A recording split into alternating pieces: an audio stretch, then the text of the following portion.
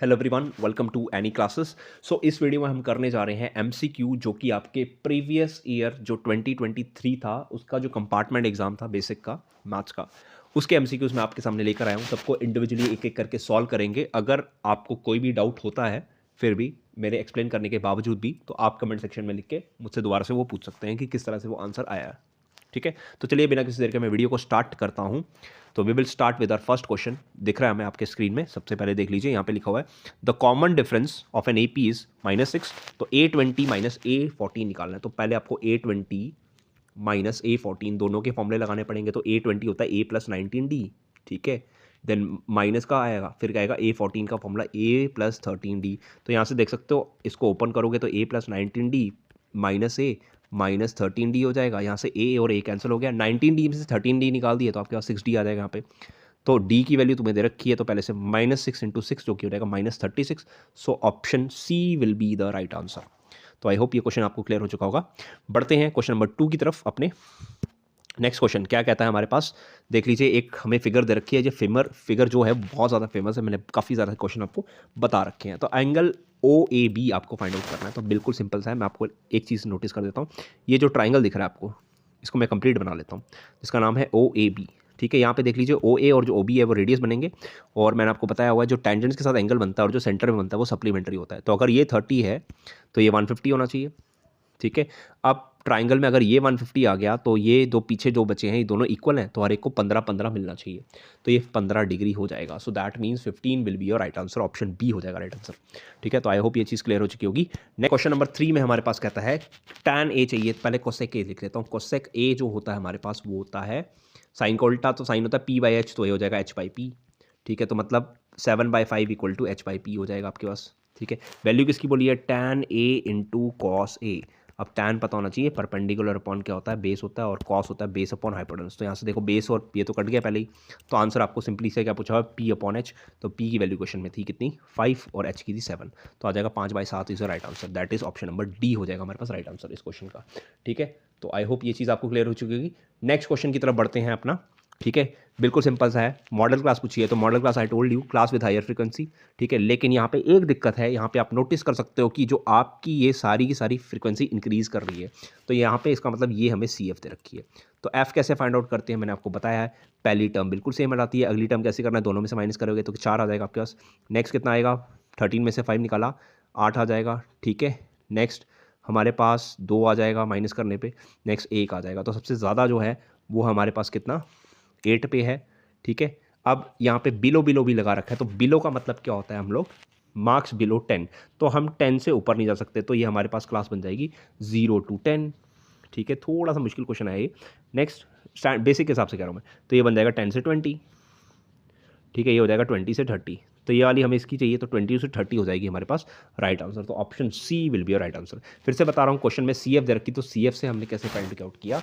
CF से आपको पहले फ्रीक्वेंसी निकालना आनी चाहिए। तो CF की मैंने कुछ आपको क्या बता रखी है, कुछ निशानियां मैंने आपको बता रखी है CFC। तो CF में आपको क्या करते हैं, आपको CF कैसे पता लगती है कि क्वेश्चन में CF दे रखा है, जब भी आपकी फ्रीक्वेंसी आइदर इंक्रीजिंग या फिर डिक्रीजिंग हो, तो वो कभी भी फ्रीक्वेंसी नहीं होती, वो हमेशा कम्युलेटिव फ्रीक्वेंसी होती है। और इंटरवल्स में देखो, अब मार्क्स बिलो बोला है ना, तो हम लोग 10 से ऊपर नहीं जा सकते, हमने 10 से नीचे ही जाना पड़ेगा। अब कितना नीचे जा सकते हो, माइनस में तो मार्क्स होते नहीं, तो इसलिए मैंने 0 से ले लिया यहाँ पे।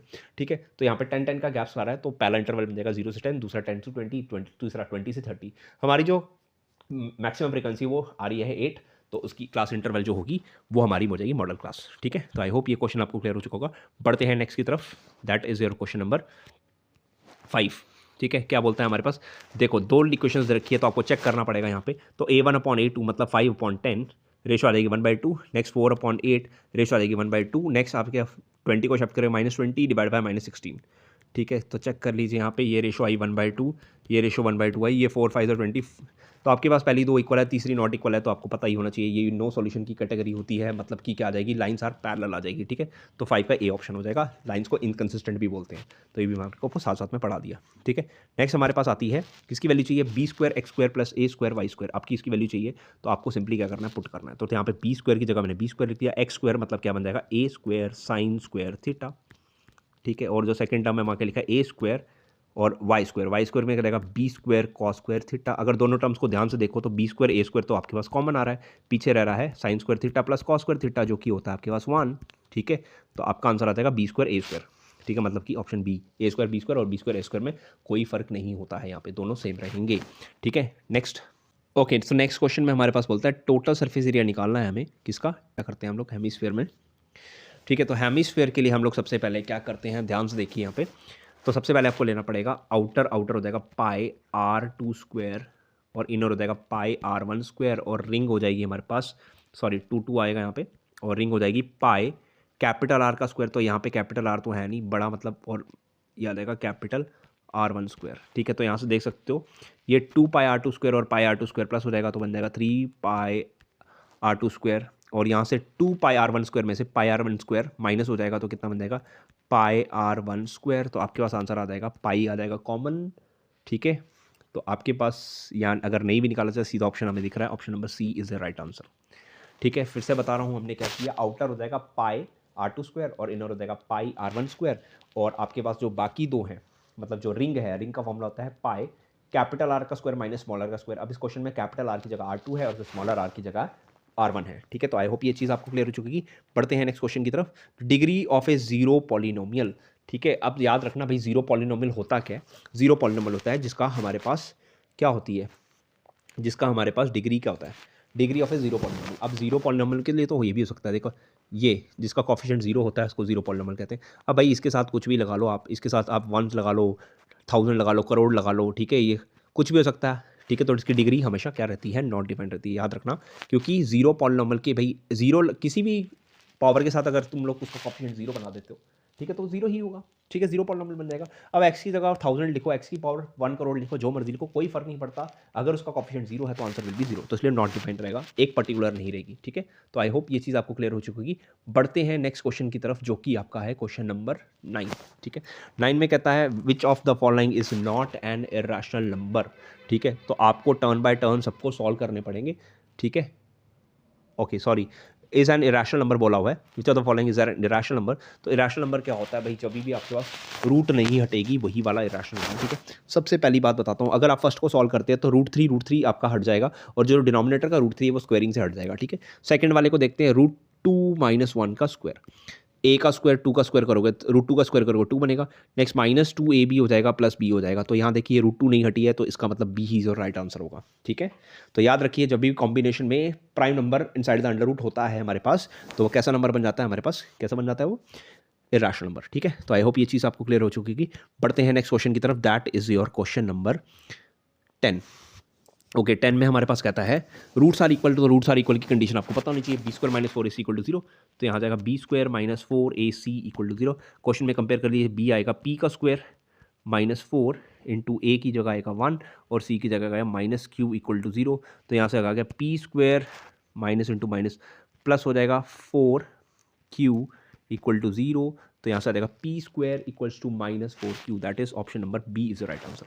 तो आई होप ये वाली कंडीशन लगा के आपको क्लियर हो चुकी होगी कि किस तरह से हमें करना है। नेक्स्ट क्वेश्चन आता है सिंपल सा, आपका डिस्टेंस फाइंड आउट करना है, तो डिस्टेंस फाइंड आउट करने का एक ही तरीका है जो कि है डिस्टेंस फॉर्मूला। तो डिस्टेंस फॉर्मूला अप्लाई कीजिए, क्या रहेगा, अंडर रूट में 0 - c का स्क्वायर प्लस -c - 0 का स्क्वायर, ठीक है।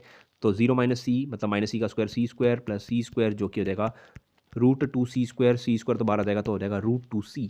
तो √2c is your right answer, ठीक है। तो मतलब हो गया आपका ऑप्शन नंबर ए, ठीक है, ध्यान से करिएगा इसको। Next, 2 cubes each of side are join end to end, the surface of the resulting cuboid. 2 cuboid है भाई, 2 क्यूब हैं, जब उनको जोड़ोगे तो उनकी सिर्फ एक ही चीज़ चेंज होगी, दैट इज देयर लेंथ, बाकी ब्रेथ और हाइट क्या रहेगी, सेम रहेगी। तो ब्रेथ भाई लेंथ जो है वो कितनी आ जाएगी आपके पास, लेंथ हो जाएगी 5 + 5 जो कि हो जाएगी लेंथ 10, ठीक है। और ब्रेथ तो 5 ही रहेगी और हाइट अभी भी कितनी रहेगी, 5 रहेगी। तो फॉर्मूला लगा लो भाई, 2lb + bh + hL यही होता है, ठीक है। तो मैं थोड़ा शॉर्ट में करूँगा, 2lb 10 × 5 = 50, ठीक है। फॉर्मूला मैं लिख देता हूँ यहाँ पे ताकि आपके लिए याद रखे, ठीक है। ये होता है फॉर्मूला 2lb + bh + hL, ठीक है। नेक्स्ट 5 × 5 = 25 हो जाएगा, नेक्स्ट 5 × 50 हो जाएगा, अगेन 125 × 2 जो कि हो जाएगा 250। तो option number D is your right answer, ठीक है। तो याद रखिए भाई, जब भी हम 2 क्यूब को अटैच करते हैं तो उनकी सिर्फ लेंथ चेंज होती है। अगर तब 3 क्यूब को अटैच करते हैं तो भी उसकी लेंथ चेंज हो जाएगी, ठीक है, और कुछ नहीं चेंज होगा, बाकी सिर्फ लेंथ, बाकी सब कुछ सेम रहेगा। Next question, a dice roll throw 1, what is the number obtaining more than 5। भाई 1 2 3 4 5 आते हैं, 5 से बड़ा नंबर कितना होता है? एक ही होता है, 6 होता है, जो कि हो जाएगी प्रोबेबिलिटी 1/6। बहुत ज़्यादा सिंपल आंसर था ये वाला क्वेश्चन 13, ठीक है। बढ़ते हैं क्वेश्चन नंबर 14 की तरफ, ठीक है। 14 में क्या कहता है, if the mean and mod of the, तो एम्पेरिकल फॉर्मूला यूज़ करना है, तो आपको फाइंड आउट करना है क्या, मीडियन। तो आपको याद रखना है mode is equal to 3 median minus 2 mean, 3 median minus 2 mean, ठीक है। आपको क्या कह रखा है, आपको जिस चीज़ की वैल्यू दे रखी है पुट कर लीजिए। मीन नहीं पता, सॉरी मीन पता है, कितना है आपके पास, 17 है, ठीक है। तो 2 इंटू 17 आ जाएगा, और मॉड आपको पास पता हुआ है कितनी है, 20 है। तो यहाँ से देख सकते हो 20, और ये माइनस का वहाँ जाके प्लस हो जाएगा, 34 हो जाएगा, इक्वल टू 3 मीडियन, ठीक है। तो 54/3 हो जाएगा, 18 आ जाएगा, इज द राइट आंसर। तो option number C is the right answer, 18 आ जाएगा, इक्वल टू मीडियन, ठीक है। तो एम्पेरिकल फॉर्मूला यूज़ करना है आपको, ये वाला बहुत ज़्यादा इंपॉर्टेंट है, कंसेप्ट मैप में अगेन मैंने लिखा हुआ है, mode is equal to 3 median minus 2 mean, ठीक है। नेक्स्ट बढ़ते हैं अपने अगले क्वेश्चन की तरफ, जो कि आपके पास है क्वेश्चन नंबर 15। तो 15 में हमारे पास क्या कहता है, एरिया ऑफ ए सेगमेंट, ठीक है भाई, बहुत सिंपल सा क्वेश्चन है। सेगमेंट क्या होती है सबसे पहले आपको पता होना चाहिए, ट्राइंगल के नीचे वाला एरिया। कैसे निकालते हैं हम, सेक्टर में से क्या माइनस कर देते हैं, ट्राइंगल माइनस करते हैं। अब सेक्टर का फॉर्मूला तो आपको पता होना चाहिए, पाई आर स्क्वायर थीटा, थीटा है आपके 90 डिवाइड बाई 360, ठीक है। तो ये हो जाएगा 1/4, ठीक है। इसमें से क्या माइनस करना है आपको, ट्राइंगल माइनस करना है, ट्राइंगल होता है 1/2 इंटू बेस इंटू हाइट। अब देखिए बेस और हाइट आपको याद रखनी है, तो बेस भी आपकी आर, हाइट भी आपकी आर है, तो क्या रहेगा, pi are square upon 2 minus 1/2 r square, ठीक है। तो ऑप्शन नंबर कौन सा हो जाएगा हमारे पास, ऑप्शन नंबर यहाँ पे देख लीजिए कौन सा मैच कर रहा है, पाई आर स्क्वायर बाई 4 है, सॉरी, ठीक है, pi are square by 4 minus 1/2 है। तो ये option C is the right answer, ठीक है। नेक्स्ट बढ़ते हैं अगले क्वेश्चन की तरफ, quadratic equation has 0 and 7 and 0, ठीक है। तो अब देख लीजिए आपको क्या करना है, यहाँ पे आपको अल्फा की वैल्यू 7 दे रखी है और बीटा की वैल्यू 0 दे रखी है। तो आप सिंपली पता है अल्फा प्लस बीटा आपके पास आ जाएगा 7, और अल्फा इंटू बीटा आ जाएगा 0, ठीक है। तो क्वाड्रेटिक इक्वेशन होती है x square minus alpha into beta, जो कि हो जाएगा 7x, ठीक है। तो ये आ जाएगा आपके पास राइट आंसर। देख लीजिए कौन सा वाला ये वाला बनाता है हमारे पास, ठीक है। अब यहाँ पे एक चीज़ ध्यान रखिएगा, एक्स स्क्वायर माइनस 7x, तो यहाँ पे हमारे पास ऑप्शन नंबर ए हमें नज़र आ रहा है, ठीक है। अब यहाँ पे एक और दिक्कत भी मैं आपको बता देता हूँ, ठीक है।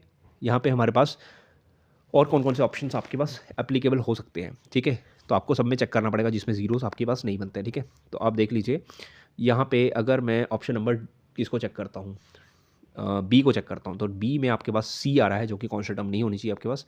ओके, फर्स्ट में तो आपको मिल रहा है एक्स स्क्वायर माइनस 7x, लेकिन वहाँ पे क्यूब आ रही है, यहाँ पे क्यूब बन गया, तो इसलिए करेक्ट ऑप्शन हो जाएगा डी। अब फिर से बता दीजिए, अगर देखो अगर आपके पास x square minus 7x equal to 0 है, अगर आप दोनों साइड 7 से मल्टीप्लाई कर देते हो तो इक्वेशन में कोई फर्क नहीं आएगा, ठीक है। तो 7x स्क्वायर माइनस 49x, ये भी हमारा सही हो जाएगा। तो option number D is the right answer. First वाला क्यों निगलेक्ट कर दिया, क्योंकि फर्स्ट में डिग्री आपकी 3 बन रही है, जबकि क्वाड्रेटिक हमारे पास कितनी होती है, डिग्री 2 ही होती है। बाकी सब में आपके पास देखो इसमें कॉन्स्टेंट आ रहा है, कॉन्स्टेंट होना नहीं चाहिए, कॉन्स्टेंट की वैल्यू तो 0 है, ठीक है। तो इसलिए ध्यान रखिए।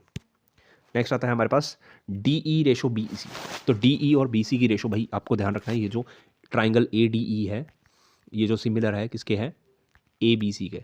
कैसे होगा भाई, देख लीजिए ये वाले वर्टिकल एपिसोड एंगल ये कॉमन, तो डबल ऐसे हो गया ट्राइंगल्स कॉन्ग्रेंट, तो आ जाएगा A D upon A B equals to D E upon B C, ठीक है। तो A D upon D B है 2/3, तो D E upon B C भी आपके पास कितना आना चाहिए, 2/3 ही आना चाहिए, ठीक है।